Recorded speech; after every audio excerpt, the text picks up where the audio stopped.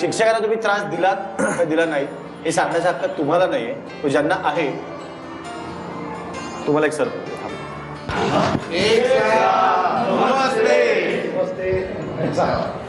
Surprise आहे. बसा बसा सर. मी पण तुमच्यामध्ये बसतो पण सर तुम्ही इतके यंग दिसताय. सर यंग का दिसतं त्याचं कारण आहे, कारण सर स्पोर्ट्स टीचर होते, पीटी टीचर होते, त्यामुळे मुलांकडनं आणि स्वतःचा व्यायाम सतत केल्यामुळे सर फिट आहे.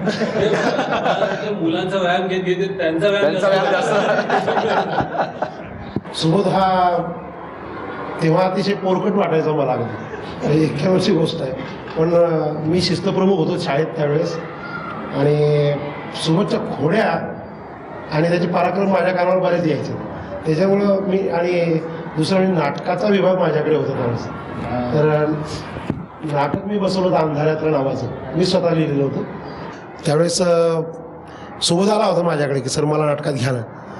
म्हटलं नाही, तू असला तर नाटकाचं वाटोळच होईल आपले, आणि म्हणून मग मी त्याला घ्यायचं टाळलं. पण त्याचे 2-3 मित्र माझ्याकडे आले की सर आमचा तो अगदी जिगरी मित्र आहे आणि त्याला घ्याच.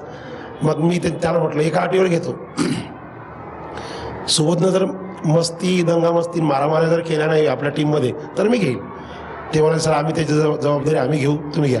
आणि मला आज अभिमान वाटतं की आज सुबोध एवढा मोठा झाला की आम्हाला त्याचा अभिमान वाटतो. Subodh, you are great, really great. Sir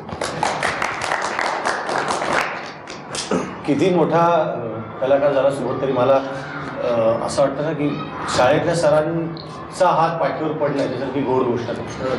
आमचे एक दापके सर होते, 10वीला बीला आमचे वर्ग शिक्षक असायचे. तर दापके सरांची ख्याती तोपर्यंतच्या शाळेमध्ये अशी होती की ते खूप मारकुटे आहेत आणि अत्यंत शिस्तबद्ध आहेत. म्हणजे त्यांच्या जवळसुद्धा त्याला मुलं घाबरायची. ते आम्हाला 10वीला वर्ग शिक्षक होते. 10वीला माझ्या वर्गाची निवडणूक झाली मॉनिटर ठरवण्यासाठी.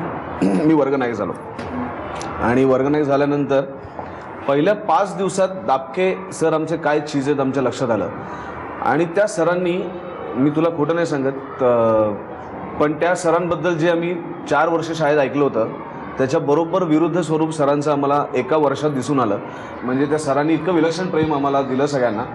आणि त्यांना सोडून जाताना, ती शाळा सोडून जाताना आम्हाला सगळ्यांनाच खूप वाईट वाटलं. कारण एखाद्या माणसाविषयी आपण खूप चुकीचे ग्रह करतो आणि त्याचं अत्यंत कोमल आणि एक वेगळं स्वरूप आपल्यासमोर येतं, तसं त्या दापकेंचं होतं. आणि नंतर कालांतराने ते गेले. त्याच्यानंतर मी सरांना भेटू शकलो नाही, पण अजूनही सरांच्या स्मृती आमच्या सगळ्यांच्या डोक्यात आहेत. मी एक खूप गोड किस्सा सोबत तुझा असा ऐकला की तुम्हीच सर डस्टरनी मारत होता. नाही, हे नाही, पण एक सर तुला डस्टरनी मारत होते आणि ते डस्टर हातातून पडत होतं आणि पडल्यावर तू परत उचलून देत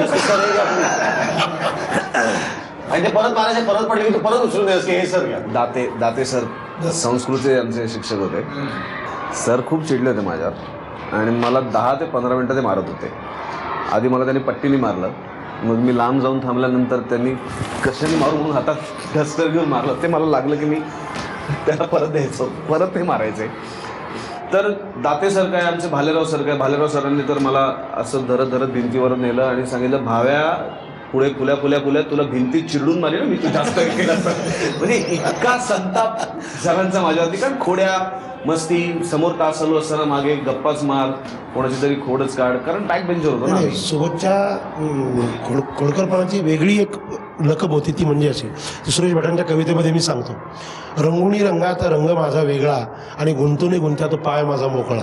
म्हणजे मागच्या बॅक बेंचरला खरंच मग तो त्यात चांगला शिकला. मी तुला सांगू मला शाळेने काय शिकवलं.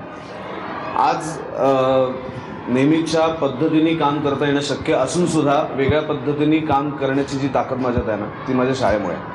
कारण 10वीमध्ये असताना मला आठवतं आमच्या शाळेच्या इनामदार सर, पुन्हा एकदा माझं त्यांचं फारच प्रेमाचं नातं होतं. पण मला खूप कौतुक वाटतं की जाताना सरांनी आमच्याकडनं जी गोष्ट करून घेतली ना, ती कदाचित आमच्या डोक्यातनं तेव्हा आली नसेल. सर म्हटलं की तुम्ही शाळा सोडून जाणार, तुम्ही नापास जरी झालात तरी पुन्हा शाळेत तुम्ही येऊ शकणार नाही, आणि तुम्ही आता इथनं गेल्यानंतर पुन्हा शाळा हा विषय तुमच्या आयुष्यात नाही, अनलेस अँड अंटिल तुमची मुलं त्यांच्या शाळेत जातील तोपर्यंत. तर शाळेतनं बाहेर पडताना असं काहीतरी करून जा की जी आठवण तुमची कायमस्वरूपी शाळेत राहील. तर सरांनी आम्हाला सांगितलं की तुम्ही एक काम करा, तुम्ही सगळ्या मुलांनी हस्तलिखित ज्ञानेश्वरी लिहा. एक एक अध्याय तुम्ही प्रत्येक मुलांनी निवडा, तुम्हाला आवडेल तो अध्याय तुम्ही स्वतःच्या हस्ताक्षरात लिहा आणि सगळ्यांची ती हस्तलिखित ज्ञानेश्वरी आपण आपल्या शाळेत आठवण म्हणून तुमच्या बॅचची 10वी B 1991च्या बॅचची म्हणून ठेवूया. आणि प्रत्येकाने त्याच्या पद्धतीने जमेल त्याच्या हस्ताक्षरात, कोणाचं चांगलं होतं, कोणाचं बरं होतं, कोणाचं वाईट होतं, प्रत्येकाने एक एक अध्याय लिहिला. भले त्याला ज्ञानेश्वर किती कळले नाही कळले हा भाग वेगळा, पण ज्ञानेश्वरांची एक एक ओवी वाचली गेली, ती स्वतःच्या हस्ताक्षरात लिहिली गेली. आणि आजही शाळेच्या लायब्ररीमध्ये एका काचेच्या बॉक्समध्ये ती ज्ञानेश्वरी हस्तलिखित आमच्या बॅचने लिहिलेली ठेवलेली. आणि आजही शाळेत गेल्यानंतर पहिलं लक्ष आमचं लायब्ररीकडे जातं की आमची आठवण जर कुठे असेल तर ती तिथे लायब्ररीत आहे अजूनसुद्धा. शाळेतला असा कुठला दिवस आठवतो की तुला शाळा म्हणणार हा दिवस मी कधी विसरणार नाही? तसे खूप दिवस आहेत. म्हणजे 10वीतल्या ज्या अनेक गोष्टी आम्ही केल्यात, म्हणजे केवळ मजा म्हणून आम्ही 10वीत एका गँगनी चोरीसुद्धा केलेली आहे. त्यामुळे ओके.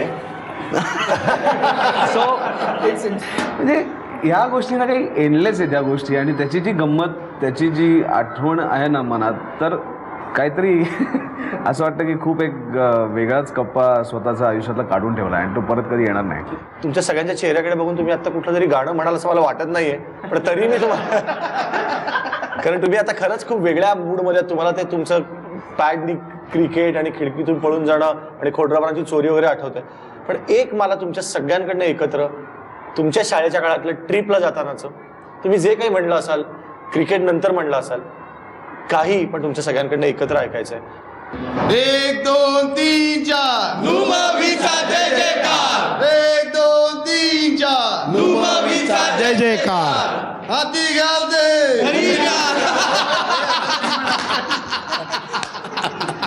मला आज इतकं छान वाटतंय की माझ्या मित्राला सुबोधला त्याच्या इतक्या टाईट शेड्यूलमध्ये असे काही क्षण आपण देऊ शकलो की त्याच्या चेहऱ्यावर खूप छान हसू आलं. त्यांनी हे क्षण जितके एन्जॉय केले, मला खात्री आहे की हे त्याला पुढच्या काही महिन्यांमध्ये, वर्षांमध्ये काम करायला खूप जास्त शक्ती देतील. आपण सुबोधची गोष्ट ऐकली, आता पुन्हा एकदा आजच्या विद्यार्थ्यांची गोष्ट ऐकली. खूप झाली धमाल, खूप झाली मस्ती.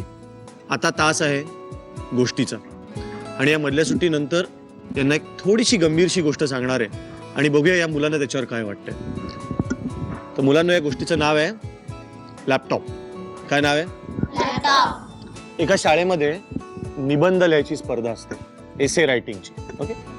आणि तो निबंधाचा विषय असतो की तुला मोठं झाल्यावर कोण व्हायचंय. आणि सगळेजण आपापला निबंध लिहितात आणि एका निबंधाला, एका एसेला फर्स्ट प्राइज मिळतं आणि त्याच्या प्रिन्सिपल असतात तो वाचून दाखवतात. तर त्या एसेमध्ये असं लिहिलेलं असतं की मला मोठं झाल्यावर लॅपटॉप व्हायचं. आणि त्या एसेला सगळ्यात पहिलं प्राइज मिळतं आणि तो एसे वाचल्यानंतर ऑडियन्समधली अर्ध्या लोकांच्या डोळ्यात पाणी येतं. असं का असेल? का त्या मुलांनी असं लिहिलं असेल की मला मोठं झाल्यावर लॅपटॉप व्हायचंय? कारण त्याच्या लक्षात येतं की आपल्या आईबाबांच्या हातात जास्त वेळ काय असतं? आणि लॅपटॉप असतो. कळली ना तुम्हाला गोष्ट की आज मुलांना असं का वाटतं की आपण लॅपटॉप व्हावं? त्यांना असं वाटतं कदाचित मग आपले आई वडील आपल्याला जास्त वेळ मांडीवर घेतील, जास्त वेळ देतील. तर तुम्हाला खरंच असं वाटतं की ही गोष्ट बरोबर आहे? मला तरी वाटतं ही गोष्ट खूप बरोबर आहे आणि यात खूप डीप थॉट्स आहेत. कारण ही लॉजिक खूप डिफिकल्ट होती आणि त्या मुलाला असं वाटतं की त्याला त्याच्या आई वडिलांच्या खूप जवळ राहायला पाहिजे. मग ही गोष्ट चांगली. आणि पण का असं वाटतं? आजकाल आई वडील वेळ देत नाहीत मुलांना असं वाटतं? तुम्ही स्वतः आय थिंक सो हे गाणं म्हणलेले आहात की दूरदेशी गेला बाबा. या गाण्यात त्या मुलाला पण वाटतं की त्याचे आईवडील त्याच्या जवळ हवे किंवा सतत जवळ हवे. पण असं काही मुलांना हे समजत नाही की त्यांचे आईवडील हे सगळं त्यांच्यासाठीच करत असतात, त्यांच्या भल्यासाठीच करत असतात. एका बाजूला आईवडिलांना वाटतं ते बरोबर आहेत, एका बाजूला मुलांना वाटतं ते बरोबर आहेत. So it is a confusing part. मला वाटतं खूप गोड उत्तर आहे. आई बाबांना थोडंसं दिलासा देणारही आहे आणि थोडं जागं करणार आहे. अजून कोणाला काय बोलायचं या गोष्टीवर? मला नाही वाटत की हे बरोबर आहे. कारण आई वडील जरी कामानिमित्त का कशानेही बाहेर असतील तरी त्यांचं जे प्रेम असतं ते आपल्या हृदयात नेहमी साठवलेलंच असतं. आणि त्याच्यामुळे एक असं बघायला गेलं की आता जगात एवढी कॉम्पिटिशन वाढली आहे तर मुलं एकटं राहायला शिकतात आणि सेल्फ इंडिपेंडंटही बनतात. Very good. सो आई बाबा loves you, right? So 3 cheers for आई बाबा. Hip heap.